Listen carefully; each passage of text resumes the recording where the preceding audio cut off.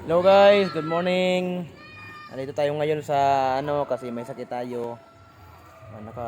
Ayan yung ginawa kong extra income tindahan. Ayan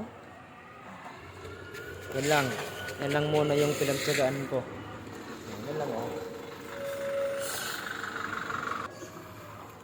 Yan guys, yung maliit na tindahan. Ayan Yan.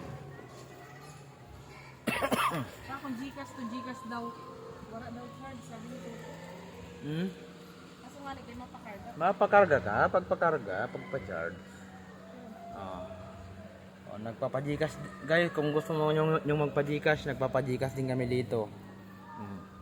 Sa lahat ng mga kaibigan natin diyan, sa lahat ng mga taga-Baliti. Kung gusto nyo gumamit ng Gcash, pwede rin tayo dito, nagpapa-Gcash din ako.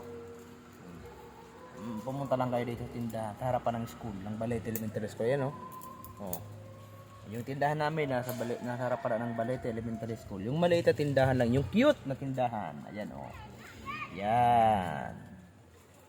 Di ba? Sa gustong kumain ng burger, andito lang may burger lang tayo dito, guys. Ito lang. Kaso wala pang budget ngayon.